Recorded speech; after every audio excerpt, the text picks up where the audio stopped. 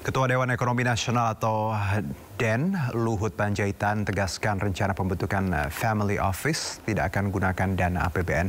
Sebelumnya, Menq Republik Indonesia Purbaya sempat tolak Family Office dibangun dengan dana APBN, namun persilakan Dewan Ekonomi Nasional dirikan Family Office asal anggarannya tidak dari kas negara.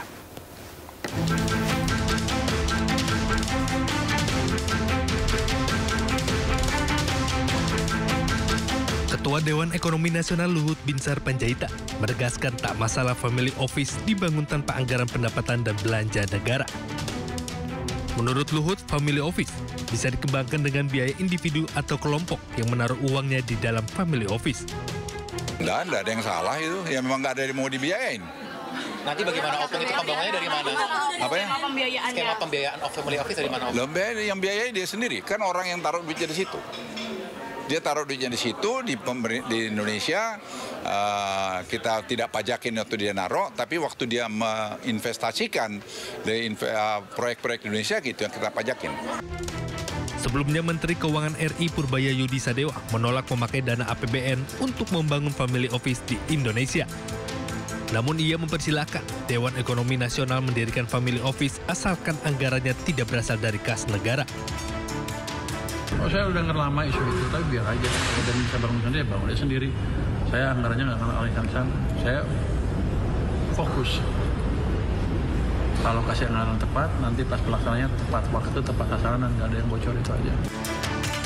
Pembentukan Family Office merupakan gagasan Luhut Binsar Panjaitan sejak ia menjabat sebagai Menko Maritim dan Investasi di era Presiden ke-7 RI Joko Widodo. Family Office adalah perusahaan swasta yang mengelola harta keluarga-keluarga kaya. Rencananya pemerintah akan menetapkan Family Office di Bali dan IKN. Dari Tim Liputan iNews melaporkan. Sementara itu, Menteri Keuangan Purbaya Yudi Sadewa menilai 1 tahun pemerintahan Presiden Prabowo dan Wakil Presiden Gibran telah mencatatkan sejumlah capaian positif, terutama di bidang ekonomi. Indikator kesejahteraan masyarakat menunjukkan perbaikan di mana tingkat pengangguran tercatat turun menjadi 4,76% pada Februari 2025. Purbaya menilai dalam 1 tahun ini fundamental ekonomi kuat, stabilitas makroekonomi terjaga dan kesejahteraan meningkat yang menjadi catatan penting selama periode Oktober 2024 hingga Oktober 2025. Dalam catatan Kementerian Keuangan pada triwulan 2 2025, pertumbuhan ekonomi Indonesia stabil tinggi di level 5,12%, menjadi salah satu tertinggi di antara negara G20. Dari sisi inflasi, juga terjaga rendah di level 2,65% secara tahunan, dengan defisit APBN hanya 1,56% dari PDB. Hal ini masing-masing termasuk yang terendah di antara negara G20. Menkeu menekankan pencapaian selama 1 tahun pemerintahan Prabowo Subianto ini tidak lepas dari strategi pengelolaan kas negara melalui penempatan 200 triliun rupiah di Bank Himbara yang bertujuan mendorong produktivitas aktivitas perekonomian nasional. Pertumbuhan ekonomi yang tinggi, supaya semuanya lengkap. Udah kelihatan kan ketika kita coba dorong itu, orang udah senang sekarang, ada optimisme. Mudah-mudahan optimismenya betul-betul terwujud. Tapi kita barengi dengan tindakan yang nyata. Sementara itu dari sisi perdagangan, Indonesia mencatatkan surplus neraca perdagangan selama 64 bulan berturut-turut, dengan pertumbuhan mencapai 45,8% sepanjang Januari hingga September 2025. Indikator kesejahteraan masyarakat juga menunjukkan perbaikan, di mana tingkat pengangguran turun menjadi 4,76% pada Februari 2025, terendah sejak krisis 1998. Sementara angka kemiskinan turun menjadi 8,47% pada Maret 2025, yang merupakan capaian terendah sepanjang sejarah. Menkeu Purbaya optimis kinerja perekonomian nasional akan terus membaik hingga akhir tahun 2025 ini.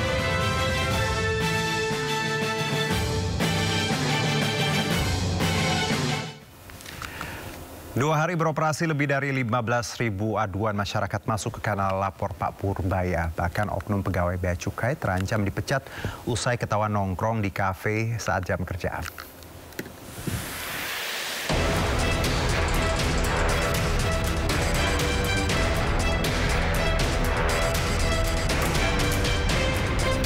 Baru 2 hari beroperasi karena lapor Pak Purbaya, layanan sarana masyarakat untuk sampaikan keluhan atau kendala terkait bea cukai dan pajak dibanjiri belasan ribu aduan. Dari 10 laporan yang ingin segera ditindaklanjuti, ada 1 laporan di mana pelapor menyebut melihat petugas bea cukai yang tiap hari nongkrong di Starbucks, lengkap dengan laptop dan membicarakan bisnis aset.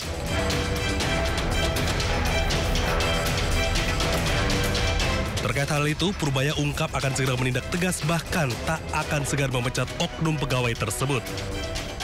Gimana anak buah lu begitu? Ini akan kita tindak ya.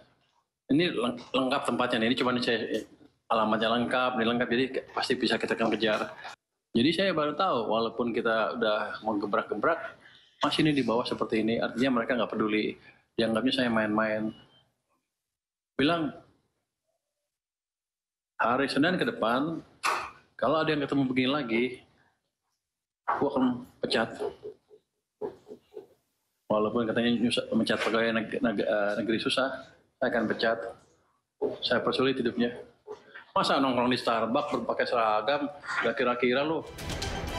Sebelumnya, Menteri Keuangan RI Purbaya Yudi Sadewa meluncurkan layanan pengaduan bernama Lapor Pak Purbaya.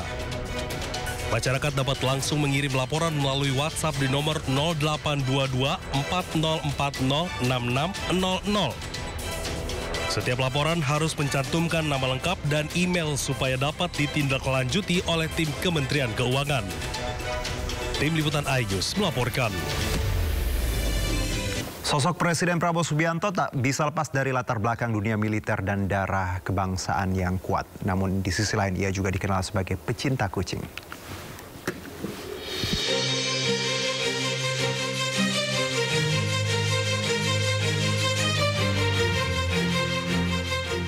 Presiden Prabowo yang lahir pada 17 Oktober 1951 menghabiskan masa kecil di sejumlah negara mengikuti ayahnya Sumitro Joyo Hadikusumo.